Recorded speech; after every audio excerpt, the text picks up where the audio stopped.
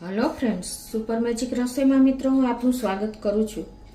આજે હું chicory છોલેની recipe તમારી સાથે શેર કરું છું. તમે છોલે તો ઘણી વખત બનાવ્યા હશે, પણ આ એક અલગ જ રીતે તમે તો તમે બનાવશો ને તો ચક્કરમાં પડી જશો. એટલું સરસ ટેસ્ટી બનશે.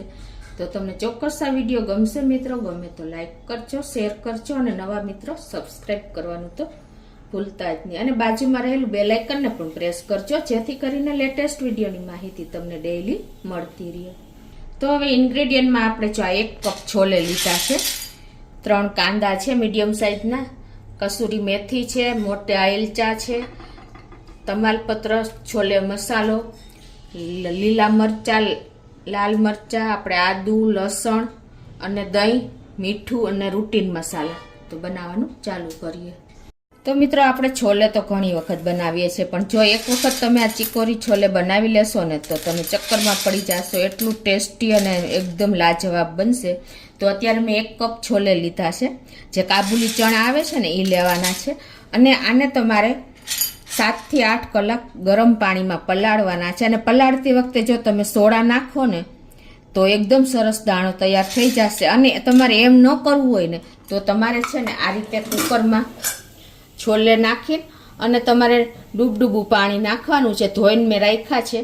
અને આને મેં 7 થી 8 કલાક નથી પલાળ્યા, પણ તમને એની રેસીપી જણાવું કે આ રીતે પાણી નાખીને અને મેં એને આવી રીતે મીડિયમ ફૂલ ફ્લેમ ઉપર કુકરમાં પ્રેશર ભરાઈને ત્યાં સુધી જ રાખ્યા હતા. અને પ્રેશર રિલીઝ થયું ને પછી જુઓ એની કન્સિસ્ટન્સી આ રીતે આવી ગઈ છે. જુઓ, તમને એમ લાગે કે આ રાતે છોલે પલાળ્યા છે, પણ આ મેં તમને કમસે કમ અડધો કલાક જ થયો છે. આ રીતે તમે કુકરમાં પ્રેશર ભરીને અને તમે છોલે પલાળશો ને તો તમારે ક્યારેય ભૂલાઈ ગયા હશે ને તો પણ એકદમ સરસ કોઈ પણ કઠોળ થઈ શકશે. આનો વિડીયો પણ મેં સુપર મેજિક રસોઈ ચેનલમાં રિલે કરેલો છે, એમ છતાં તમે જોઈ લેજો. અને તમે જો છોલે પલાળવામાં સોડા નાખ્યા હોય ને, ચપટી જ સોડા નાખવાના છે, તો તમારે એ પાણી બદલી નાખવાનું છે. પણ અત્યારે મેં ધોઈને આ રીતે કુકરમાં ઇન્સ્ટન્ટ પલાળ્યા છે એર પ્રેશર ભરીને, તો હું કાંઈ પાણી બદલતી નથી. અને હવે આમાં આપણે 1 મોટા 2 એલચા અને 2 થી 3 તમાલપત્રના પાંદ નાખી અને આને આપણે બોઇલ કરવા મૂકી દેશું. અને પાણી કેટલું કે ચણા ડૂબે ને એટલું જ આપણે રાખવાનું છે, ખાસ નોટ કરજો. હવે ગેસ ઓન કરી અને આ છોલેને આપણે કુકરનું લીડ બંધ કરી દઈશું અને મીડિયમ ફ્લેમ ઉપર આપણે 3 થી 4 વિસલ કરવાની છે. અને આમાં બિલકુલ મીઠું નથી નાખવાનું મિત્રો. જો મીઠું નાખીએ છીએ ને તો છોલે કડક થઈ જાય છે, એટલે આ પણ ખાસ નોટ કરજો.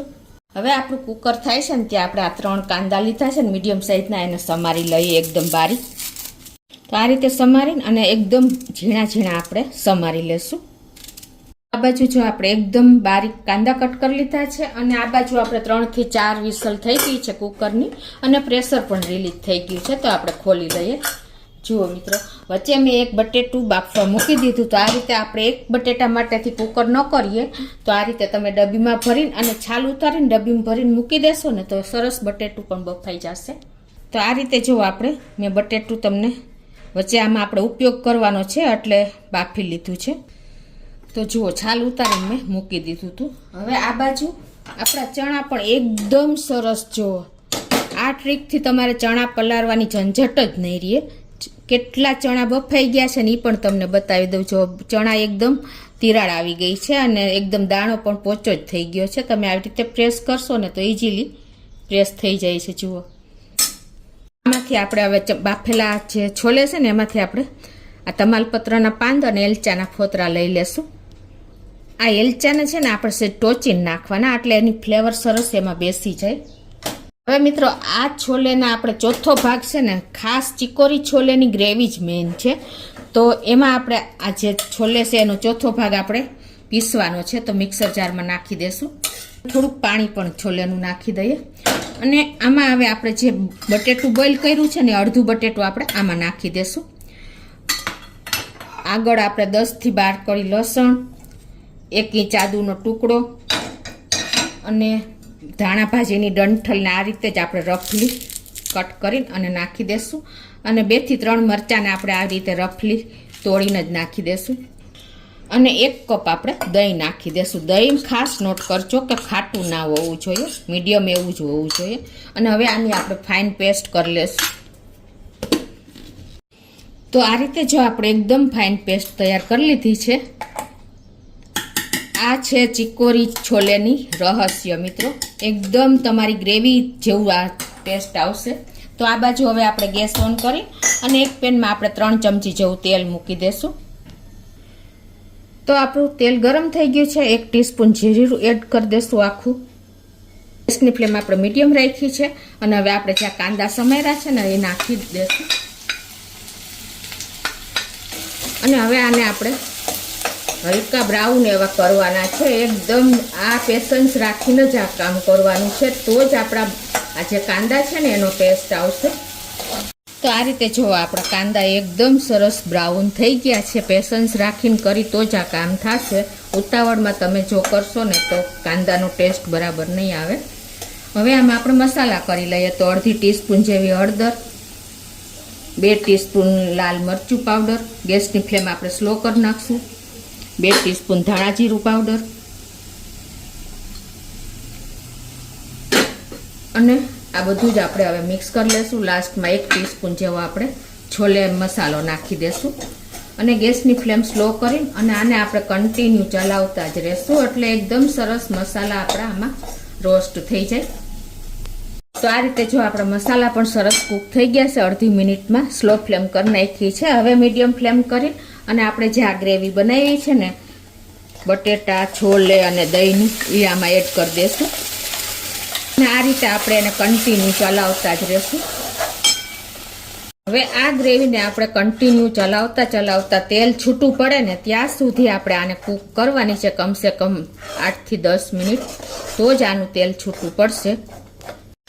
આ રીતે આપણે ચલાવી લેશું. અને આમાંથી કોઈ દહીં ફાટવાની ટેન્શન નથી, પણ આ રીતે આપણે ચલાવશો તો એકદમ સરસ એનું ઓઇલ છૂટું પડી જશે. તો આ રીતે જો આપણે એકદમ સરસ આ ગ્રેવીને કૂક કરી લીધી છે. અને જો પેન પણ છોડી દીધું છે. એટલી સરસ આપણી ગ્રેવી કૂક થઈ ગઈ છે. ખાસ નોટ કરજો, આને આપણે કૂક નહીં કરીએ ને તો ટેસ્ટ નહીં આવે. હવે આપણે આમાં એકદમ શીરાની જેમ જો પેન પણ છોડી દીધું છે. અને હવે આપણે જે છોલે બાફા છે ને એ હવે આમાં એડ કરી દઈશું. પાણી સાથે જ આપણે એડ કરી દઈશું. થોડુંક આપણે એક્સ્ટ્રા પાણી પણ નાખી દઈશું, અડધો કપ જેવું. અને હવે આને આપણે મિક્સ કરી આ રીતે સરસ તૈયાર કરી લઈએ. ગેસની ફ્લેમ હવે આપણે સ્લો રાખીને અને આને કમસે કમ આપણે 5 થી 10 મિનિટ એને કૂક થવા દેવાનું છે. તો હવે આ સ્ટેજે આપણે એમાં આ જે બટેટું મેં અડધું બાફેલું રાખ્યું હતું એ પણ નાખી દઈએ.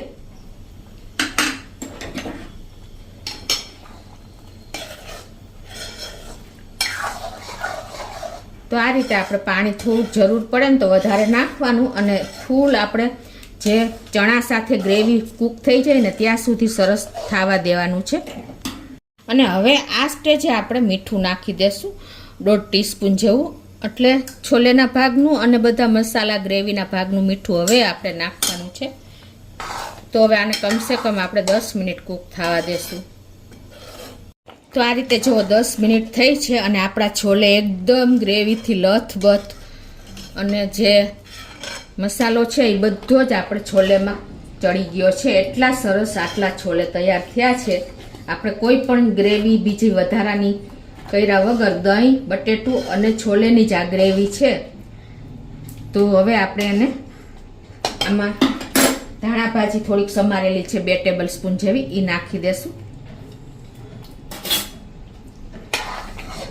અને હવે આપણે આને સાઈડ ઉપર રાખી દેશું ને એક એક્સ્ટ્રા વઘાર કરશું ઉપર.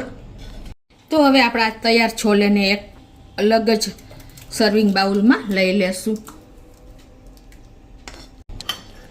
તો એક્સ્ટ્રા વઘાર માટે આપણે એક વઘાર્યું લેશું અને એમાં આપણે 1 મોટો ચમચો ઘી મૂકી દેશું.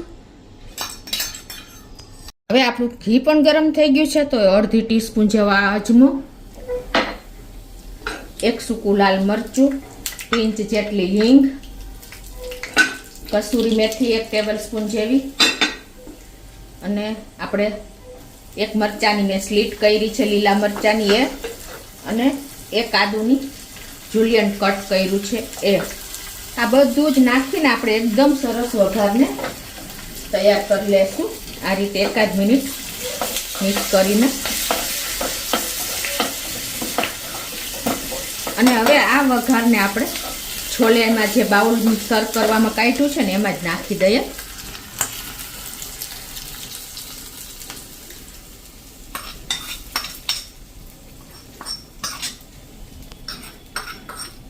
તો મિત્રો આપણા છોલે જો રેડી છે એક્સ્ટ્રા તડકા સાથે.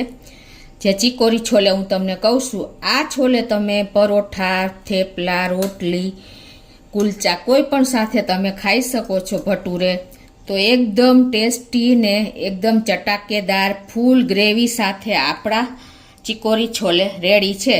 તમે સાદા છોલે પણ ભૂલી જશો ને એટલા સરસ ટેસ્ટી આપણા ચિકોરી છોલે બન્યા છે મિત્રો, ફૂલ ગ્રેવી સાથે.